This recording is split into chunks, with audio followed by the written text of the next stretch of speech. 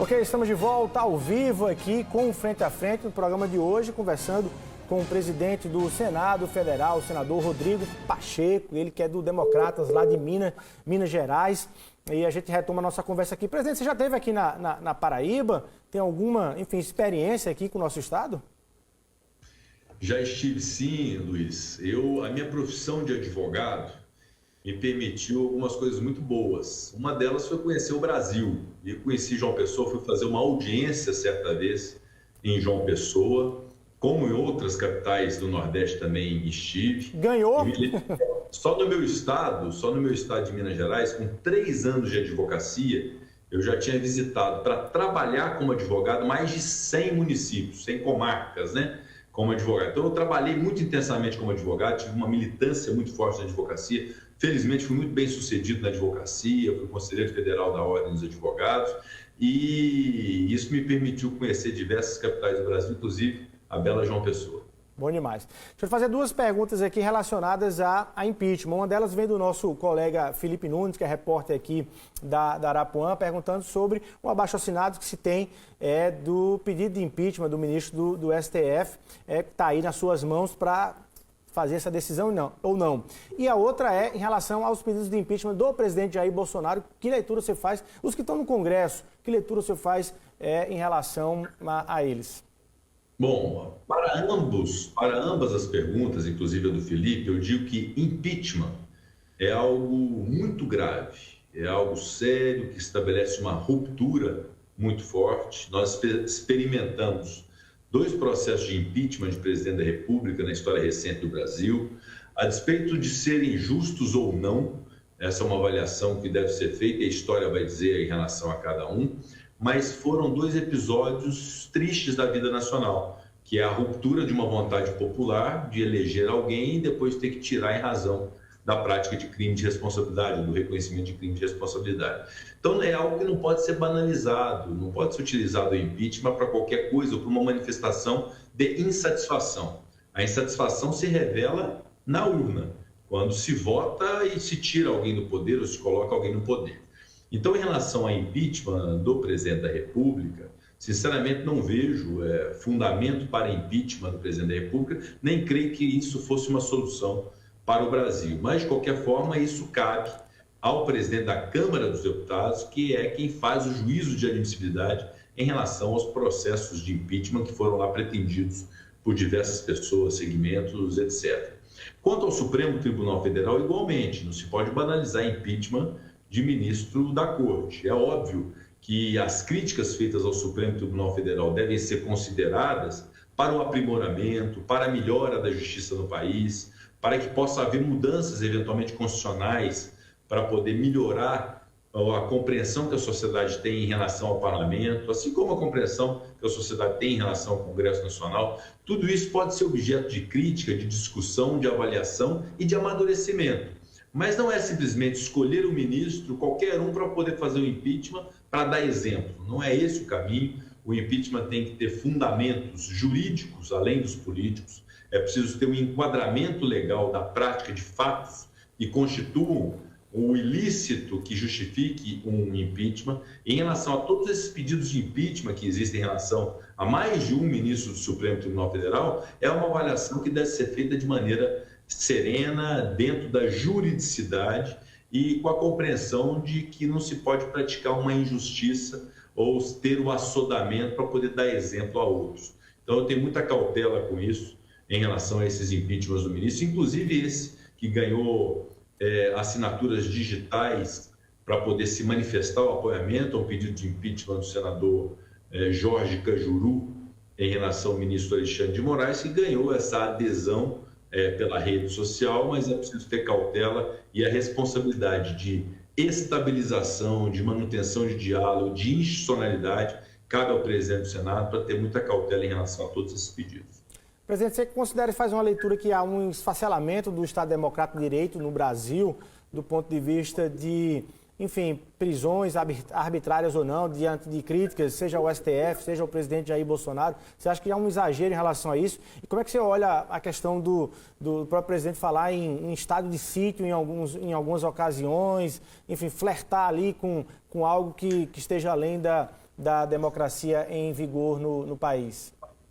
O Estado Democrático de Direito foi uma grande conquista da geração que nos antecedeu, Luiz. Eu imagino que você seja mais novo também. Há uma geração que nos antecedeu que conquistou a democracia no Brasil. E cabe à nossa geração manter a democracia no Brasil, o Estado de Direito e o Estado Democrático. Então, o conjunto de princípios, de preceitos, de garantias que nós temos na Constituição Federal devem ser preservados. Qualquer ato, qualquer manifestação, qualquer ação ou omissão que constitua retrocesso à democracia deve ser de pronto repudiado, deve ser, em determinados casos, até punido. Nós não podemos admitir retrocesso ao Estado Democrático de Direito, que é algo muito caro, e será o único ambiente possível para se ter ordem e progresso no Brasil.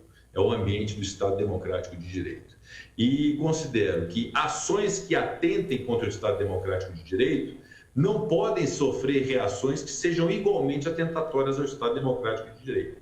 É preciso jogar nas 4 linhas, ter clareza de que a lei é para todos, que há uma dose, inclusive, para se reagir em relação a esses atos. Isso cabe à sociedade, cabe ao Supremo Tribunal Federal, cabe ao Senado, à Câmara, ao Presidente da República, ao Governo Federal. Todos nós temos que compreender que há limites no Estado Democrático de Direito, que esses limites são constitucionais, e tomarmos muito cuidado com as nossas falas, com as nossas ações, sob pena de flertarmos com algo que é muito ruim, que é o estado de exceção, que é a privação das liberdades públicas, que é a frustração de garantias individuais e sociais. Então, eu tenho muita cautela e muito zelo por isso, porque o Estado Democrático de Direito é uma grande conquista que nós devemos preservar. Você acha que os governadores dos estados fazem isso ou desrespeitam isso quando baixam os decretos, seja de lockdown, seja de medidas restritivas? O presidente Jair Bolsonaro sempre faz essa fala em relação aos governadores, quando eles decretam ali medidas restritivas contra a pandemia do coronavírus? As medidas restritivas em relação à pandemia são medidas que se recorre à ciência, à medicina, que impõem isolamento social, que impõem algum tipo de privação de direito naquele instante em função de um interesse público maior. Obviamente que não pode haver exageros. Aquilo que extrapole os limites legais, os limites de ordem judicial, eles podem ser aferidos com algum excesso que pode ter algum tipo de reprimenda. Mas, em regra, simplesmente estabelecer restrições em entes federados, seja estados, Distrito Federal ou municípios, por si só, não constitui atentado ao Estado Democrático de Direito. Até porque o Supremo Tribunal Federal, quando houve a pandemia, a necessidade de enfrentá-la, compartilhou o dever da União e do governo federal com estados e municípios. E neste compartilhamento autorizou todos esses entes a tomar providências que estejam, se adequadas à Constituição Federal, aptas a serem tomadas para o enfrentamento da pandemia. Tá. Presidente, vamos fechar. Vou lhe fazer 2 perguntas, na verdade, aí para a gente ir fechando. Uma delas eu ia lhe perguntar qual é a avaliação que você faz do papel dos senadores paraibanos, aí no caso do senador veneziano, senadora Daniela, senadora Nilda Gondim, no Senado, inclusive na atuação dessa pauta do Brasil. Você já falou, já fez um registro aí positivo dos 3. E aí eu transformo a pergunta para dizer, o senador veneziano, a senadora Daniela, que tem aí um mandato para além de 2022, podem pleitear, podem estar aí numa plataforma de alcançarem aí dentro da sucessão do Congresso Nacional, enfim, a presidência do Senado lá para frente? Essa é uma pergunta específica à atuação dos senadores. E a segunda, você sonha em ser presidente da República um dia, senador? Bom, Luiz, primeiramente em relação à bancada da Paraíba, eu sou suspeito para dizer, porque todos os 3 tiveram uma presença muito marcante na minha eleição para presidente do Senado, cada qual ao seu modo, por suas motivações, mas motivações sempre republicanas. Enxergaram em mim uma pessoa em condições de poder cuidar do Senado Federal. Então, o senador veneziano, Vital do Rego, eu convivi com ele na Câmara dos Deputados, compartilhamos, inclusive, no mesmo partido, éramos, naquela época, ambos do MDB. Depois ele mudou do partido, eu também, agora ele retornou ao MDB, e tive uma convivência muito fraterna, muito harmoniosa com o veneziano, que se tornou um amigo. E hoje é o meu primeiro vice-presidente do Senado Federal, e obviamente, quando você pergunta, alguém da Paraíba que pode ser presidente, evidentemente, os senadores da Paraíba têm qualidade suficiente para isso. O próprio veneziano é o primeiro vice-presidente do Senado Federal. A senadora Daniela Ribeiro é extraordinária, trabalhadora, dedicada, líder de um partido muito importante no Senado Federal, relatou recentemente um dos projetos mais importantes desses 100 dias de alta produtividade do Senado, que foi o programa especial para os produtores de eventos, para poder socorrer o setor de produção de eventos, que foi sancionado pelo presidente em razão do belo trabalho feito pela senadora Daniela Ribeiro à frente do PERS, a Lei 5.638, que salvou muitos, vai salvar muitos produtores de evento. Então, além de outros tantos projetos que ela relata e tem autoria, uma bancada feminina que ela compõe que é muito aguerrida e dedicada. É a senadora Nilda Gondim, que está começando agora, substituindo o nosso senador José Maranhão, infelizmente sucumbiu ao coronavírus. Aliás, o Senado Federal perdeu o José Maranhão, perdeu o Major Olímpio, perdeu o Haroldo de Oliveira, perdemos 3 senadores para a Covid, o que é realmente muito impactante para nós e que impactou muito no nosso dia a dia, na nossa percepção em relação a essa doença. Então, a senadora Nilda Gondim também chega agora a representar o estado da Paraíba, com sua tranquilidade, é uma mãezona nossa que eu gosto muito de conviver e que me trata com bastante cordialidade. Então, a bancada da Paraíba é uma bancada muito especial para mim, como o estado da Paraíba é.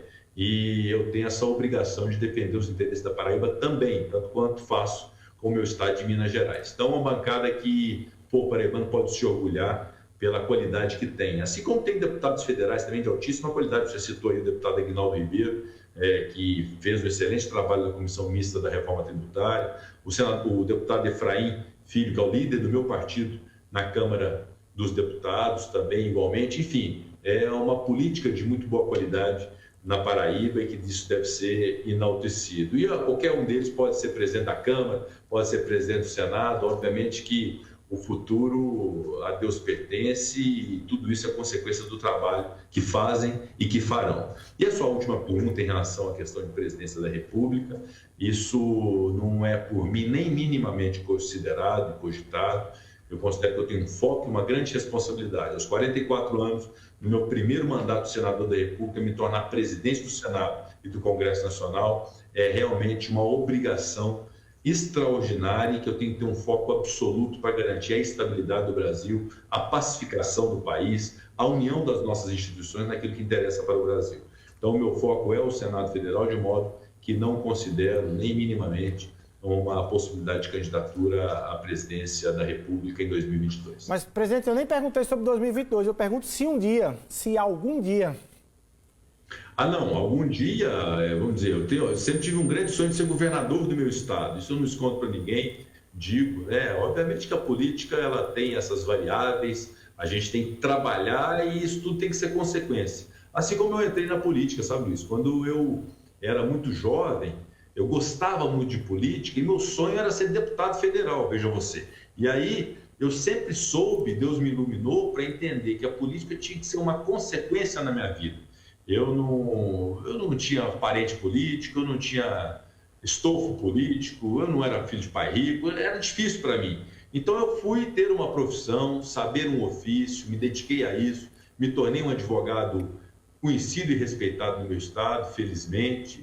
Militei na minha entidade, na Ordem dos Advogados do Brasil, que eu prezo tanto, e depois a política foi uma consequência. Eu acabei realizando um sonho antigo de ser deputado federal como consequência daquilo que fiz na minha vida privada e na minha vida profissional. E esses desafios da política são consequências daquilo que a gente faz hoje. E tudo isso que você falou, presidência da República, até governo de Estado, isso não é vontade pessoal, isso é destino. E a gente tem que deixar o destino trabalhar por nós. Tá aí. Quase que anuncia. Bom demais. Presidente, muito obrigado aqui pela sua participação aqui no Frente a Frente. Queria agradecer, enfim, a atenção dada aqui à Paraíba, à TV Arapuã e ao programa Frente a Frente. Desejar aí bom trabalho na condução dos destinos do Senado Federal. Muito obrigado e parabenizar e cumprimentar pela qualidade do programa Frente a Frente, da TV Arapuã, e mandar um grande abraço a todos os paraibanos que eu estimo tanto e dizer que nós estamos cuidando do Senado e buscando dias melhores para o Brasil. Muito obrigado.